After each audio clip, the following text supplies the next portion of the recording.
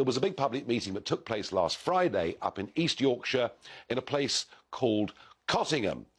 And the plan there was that a couple of halls of residence at Hull University were on the market to be sold. Once again, as I say, with this new development, they would have become permanent sites.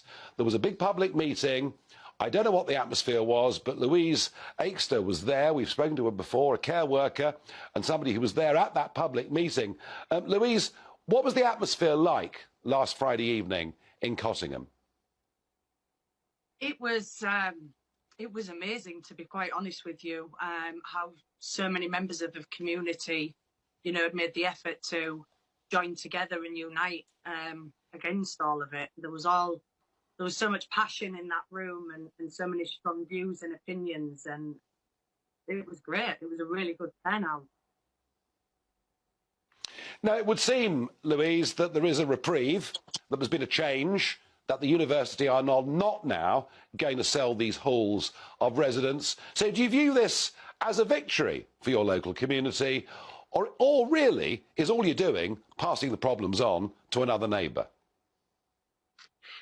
Absolutely. I mean, obviously, we do want to take this as a victory after, you know, everything that everybody's been through these past few years. You know, surely we have something to celebrate at last. But there is obviously still the occurring problem that where are they going to go if not to the lawns in Cottingham? No, absolutely. Well, Louise, thank you very much indeed once again for joining me on the programme.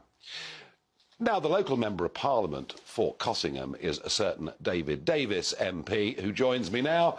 And David put out a message earlier saying, this is good news. And you basically said that you and the other MPs had lobbied and that the Home Office have, or it's either the Home Office or the university, have listened. Well, let's be clear, it's not the Home Office, it's the university. University. It's the university, very clearly. You've got a new Vice-Chancellor, he'd arrived, got financial difficulties, as all institutions have.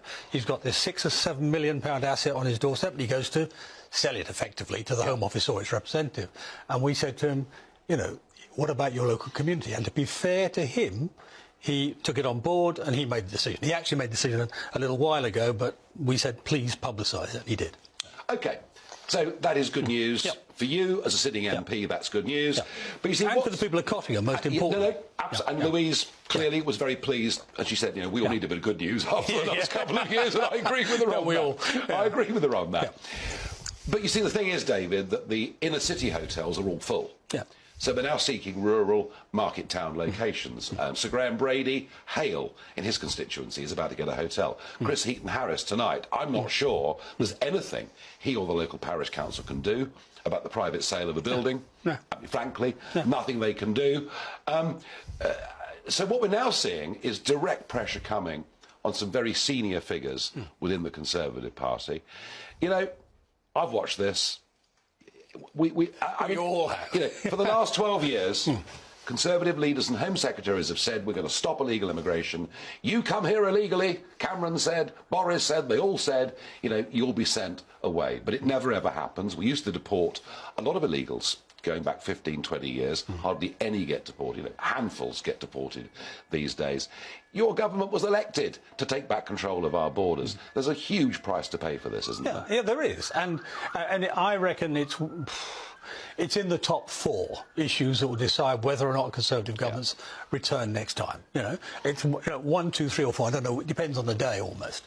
And of course, these aren't solutions. These are a luster plus. I mean, they're permanent for the community, but they're not a permanent solution to the problem. Because if you've got, well, let's put your 90,000 to one side. Just this year, 45,000. Even if that goes on and they aren't being resolved, you're ending up with a never-ending demand for places that are not there. And what's more, by the way, I mean, we had a smaller version of this thing called Thwaite Hall in my constituency, where they're coming in. The first 100 that arrived, in the first week, 30 disappeared. They were all Albanians. The locals tell me, I can't prove it, but locals say they were all driven away in a fleet of cars.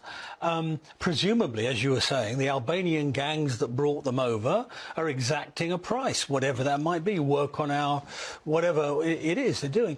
So, you know, there's got to be a stop. This is why I, before Christmas, 50 of us wrote to Rishi saying, look, there's one thing you can do fast. I mean, this is the problem. You need a fast solution. And one thing you can do fast is say, Albania's a safe country. It's got fewer references to the European Court of Human Rights than we have.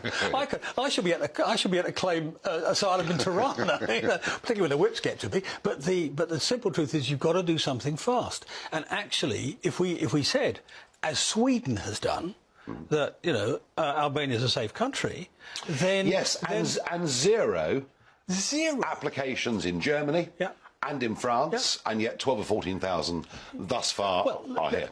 I went just down the road here to see the National Crime Agency to talk about the Albanians, right? The Albanian gang. Yeah. And they said to me, they had a wonderful phrase. They said, they're the most efficient criminals in the world. I've never heard the word efficient. Efficient used by criminals. I said, what does that mean? They said, well, when they say they're going to do something, they do it, and they spot market opportunities. That's what this is for them. It's a ruthless, cruel, sadistic almost market opportunity. They looked at the approval rates for asylum. So as you say, most of Europe, zero. Here, 55%. And once you've absconded, you're gone. You're gone. And you're not going to be found, and even if you are, you've probably got a chance of staying. David, honestly, is Rishi Sunak going to do anything to make a difference? Well, I think he is. Honestly. I think he is. I mean, I think he's seized of the issue because I've talked to him about it in terms, face to face, not in a grand meeting, just him and me. Yeah. And he's seized of the issue. He understands what I've been arguing, which is the Albanian issue. That doesn't solve it all. No, that's half of it. It'd be a start. It'd be a huge start. Imagine. I mean, we've made a big deal about Rwanda. Rwanda, if it works, will be 500 people this year, maybe 3,000 next. If we stop the Albanian traffic, it's 12,000 straight away and every year thereafter. And then that allows you to get on top of the rest. Now, the others, you've got a problem. The problem with the others, some of them, let's say an Afghan who's worked for the British government, has got a real moral claim. And we get that. And so we have to deal with that. But there are lots of others that we don't need to give that approval to, and that's the more hard. That's the difficult bit. The first bit, the Albanians, we can do very, very quickly. David, all the while, we have the British judges that we have, and we're signatories to the ECHR. We're not going to solve this, are we? Well, you say that, but look, Sweden, social democratic country, held up as the model of modern civilization, and they've got zero.